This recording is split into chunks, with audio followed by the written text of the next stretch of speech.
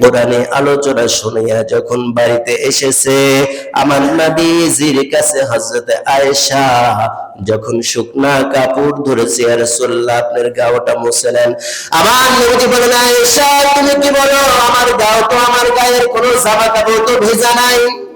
হযরত আয়েশা বলেন, ইয়া রাসূলুল্লাহ আমি দেখলাম, চোখে দেখলাম যখন আপনি সাহাবায়ে কিরামদেরকে নিয়ে কোরআনের আলোচনা শুনতেছিলেন, দ্বীনের দাওয়াত দিচ্ছিলেন, কালিমার দাওয়াত দিচ্ছিলেন, আমি নিজ চোখে দেখলাম যে আকাশ থেকে অঝোর নয়নে বৃষ্টি বর্ষিত হচ্ছে, আপনার পুরা শরীর মুবারক ভিজে গেছে। এই জন্য আমি আয়েশা নতুন কাপড়, শুকনা কাপড় নিয়ে আমি দাঁড়ায় আছি।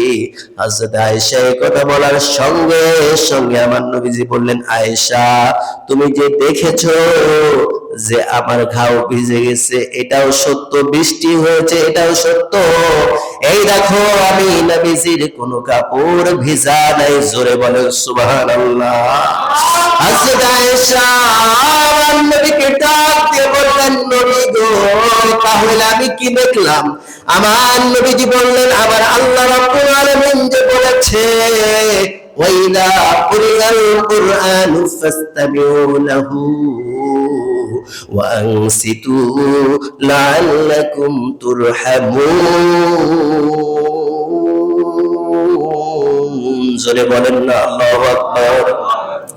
আমার নবীজি বললেন, আয়েশা আমার আল্লাহ বলে দিয়েছে যে এই জায়গা কোরআনী আলোচনা হবে, দ্বীনের কথা হবে, কোরআনের কথা হবে, ওই জায়গা আল্লাহ রাব্বুল আলামিন তার ফেরেশতাদেরকে দিয়ে রহমত বর্ষিত করে। আয়েশা তুমি যেটা দেখছো এটা দুনিয়ার সাধারণ কোনো বৃষ্টি না, এটা হলো আমার মালিকের, আমার মালিক যে কোরআনুল কারীমের মধ্যে যে ওয়াদা দিয়েছে, আমার মালিকের ওয়াদা রহমত বর্ষিত হয়েছিল। জোরে বলেন সুবহানাল্লাহ। এই জন্য কোরআনের আলোচনা যদি শোনা যায়, কোরআনের আলোচনা শুনলে আল্লাহ বলেছেন, ওয়াইদা কুরিআল কুরআন ফাসতামিউ লাহু ওয়া আনসিতু লাআল্লাকুম তুরহামুন। আমি আল্লাহ ওই জায়গাটার মধ্যে, আমি আল্লাহর পক্ষ থেকে অঝোর ভাবে আমি আল্লাহর পক্ষ থেকে ওই মাজলিসের মধ্যে রহমত দান করি। জোরে বলেন সুবহানাল্লাহ। এই রহমত দেখতে তো চোখ লাগবে, বুঝেন? এই যে রহমতের বৃষ্টি যে আল্লাহ রহমত যে দেয়, এটাকে আমাদের চোখে দেখি না? কথা বলেন না কেউ। ইমামে আজম আবু হানিফা রাহমাতুল্লাহ আলাইহি খুব খেয়াল করে শুনবেন, তিনি মসজিদে ঢুকছে, দেখে এক যুবক ওযু করতেছে। ওযু করে দেখে ইমামে আজম আবু হানিফা রাহমাতুল্লাহ আলাইহি বললেন, এ যুবক তোমার জীবনে জিনা করেছো? যুবক তো আশ্চর্য হয়ে গেছে, কি ব্যাপার? আমি জিনা করলাম, ইনি জানলো কিভাবে? যুবকের চোখ দিয়ে পানি বের হয়ে গেছে। হুজুর আপনি কি বললেন? মানে যুবক আমি দেখলাম তুমি যখন ওযু করো, ওযুর সঙ্গে তোমার জিনার পানিগুলো ধুয়ে ধুয়ে চলে যায়। সুবহানাল্লাহ বলে। এই চোখ কি সবার আছে? কথা কয় না। এই চোখ কি সবার আছে? এই চোখ গড়তে গেলে পরে, এই চোখ বানাইতে গেলে পরে ইলমে তাসাউফের ইলম লাগবে, আমল লাগবে। যত বেশি আমল করবেন তবেই তো আপনার এই চোখ হবে। আমাদের গুনাহ মাখা চোখ দিয়ে এইগুলা বুঝবো না। তবে এইগুলা বোঝার চেষ্টা যদি কোনো আল্লাহর বান্দা বান্দি করে, তাহলে ইমামে আজম আবু হানিফা রাহমাতুল্লাহ আলাইহি যে দেখলেন যে যুবক ওযু করতেছে, ওযুর সাথে জিনার পানি ধুয়ে যাচ্ছে, যুবক চিন্তা করলো আমি জিনা করেছি, ইনি জানলো কিভাবে?